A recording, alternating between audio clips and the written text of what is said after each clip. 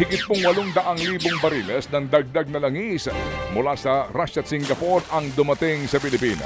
Ayon po sa Energy Department, 700,000 barrels ng krudo ang dumating galing sa Russia. Ayon po sa tracking sa barko na naghatid ng langis, Lunes pa ho daw dumating sa bansa ang oil tanker mula sa Russia at Petron ang consignee po nito. Ilang araw po lamang yan matapos nga pong sabihin ng DOE na nakikipag-usap ang pamahalaan sa mga Russian firm para po sa pagbili ng krudo sa kanila. May dumating din po na humigit kumulang na 142,000 barrels ng diesel sa Luzon. Binili ho ito ng pamahalaan sa pamamagitan po ng Philippine National Oil Corporation sa isa pong Singaporean trader. Ayon po sa pamahalaan, unang batch pa lamang daw ito dahil patuloy pa po sila nakipagdialogo sa ilang mga bansa na posibleng pagkunan po ng supply ng karagdagang langis. Ipinagmalaki naman po ng Pangulong Bongbong Marcos Jr. ang 100% Filipino gas discovery sa Cabago 3 well sa bahagi po yan ng Malampaya Gas Field. Ayon po sa Pangulong Marcos, kaya nitong mag-supply ng natural gas kahit pa araw-araw.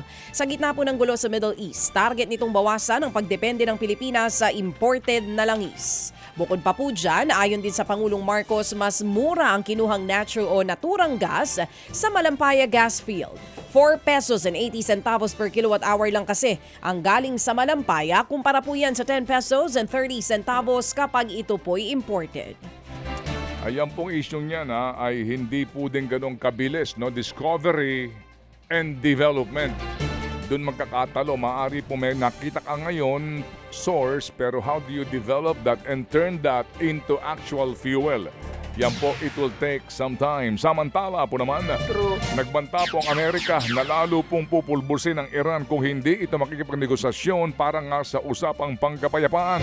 Ayon po na naman dito po kay Donald Trump, gumugulong na ang dialogo ng dalawang bansa pero paulit-ulit ding pinabubulaanan ng Iran ang nasabing peace talks, sabay giit na wala silang balak makipag-usap sa mga Amerikano.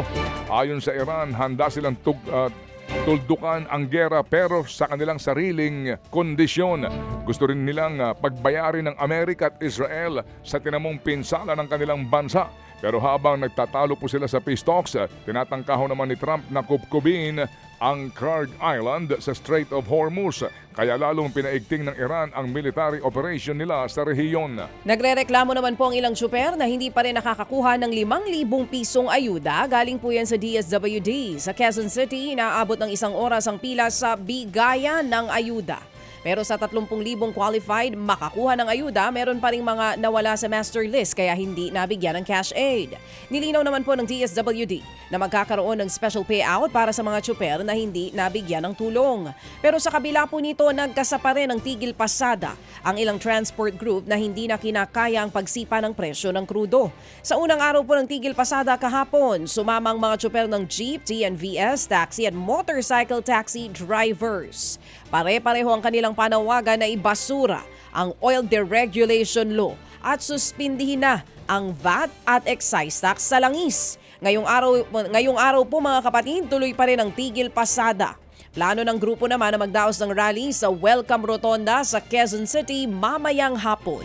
Nanawagan po naman ang mga tsuper na bumaba na sa pwesto si Energy Secretary Sharon Garin sa gitna pa rin po ng problema sa supply ng langis sa bansa. Bunsod nga ng gera sa gitnang silangan na sinimulan po ni Donald Trump at ni Benjamin Netanyahu. Ayon sa grupong Manibela, tila mas inuuna pa raw po ng kalihim ang kapakanan ng mga oil company imbis na ang mga apektadong driver. Dahil sa parang mas pinakikinggan daw ng gobyerno ang mga kumpanya ng langis kaysa sa mga tsuper. Agad namang dumipensa po ang Malacanang sa mga bumabatikos kay Garin. Hindi raw nakikita ng publiko ang trabahong ginagawa ng Department of Energy. Kung tutusin nga daw po si Garin daw ngayon ang pinakaabalang kalihim dahil sa problema sa supply ng langis. Sa iba pang balita, handa naman ang Office of the Ombudsman na ilabas po ang kopya ng Statement of Assets, Liabilities and Net Worth o SALN ni Vice President Sara Duterte. Kasunod po ito ng pagpapasabina ng House Justice Committee sa Ombudsman para maisumite ang ilang kopya ng SALN ng bise para sa pagdinig ng impeachment complaints laban sa kanya. Balak namang dumulog ng kampo ng Vice Presidente sa Korte Suprema para muling questionin ang pagdinig. Ang tingin po ng legal team ni VP Sara, lumalampas na ang komite sa kanilang mandato sa impeachment proceedings. Kinwestiyon din nila ang pagpapasabpina sa ilang dokumento para mabusisi sa impeachment hearing. And that goes beyond the evaluation of the complaint, di ba?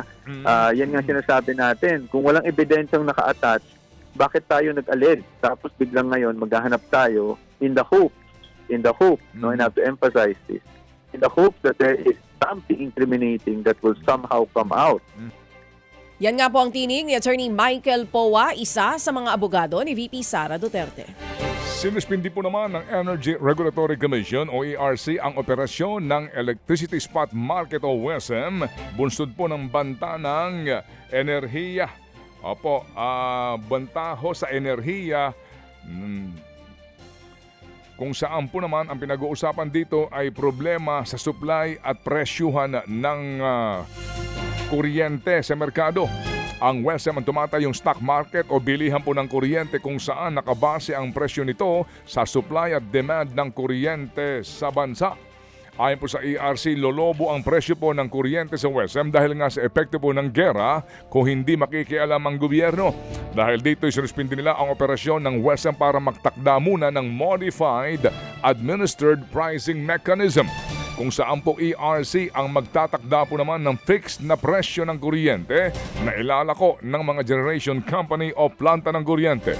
Sa pamamagitan nito ay maiiwasan ang sobra-sobrang pagtataas po ng kuryente nang hindi naman nalulugi ang mga generation company. Mga kapatid, para sa iba pang mga balita at impormasyon, sundan niyo po kami sa X, Instagram, Facebook at syempre sa TikTok, True Network PH. Mag-subscribe din po kayo sa aming YouTube channel, True Network. May website din po tayo, truenetwork.ph, at pwede nyo rin po kaming mapanood sa Channel 19 ng aming True FM TV. Lagi pa rin makinig sa radyo dito po sa 105.9 True FM dahil dito, laging true sa'yo, kapatid. Dito tayo sa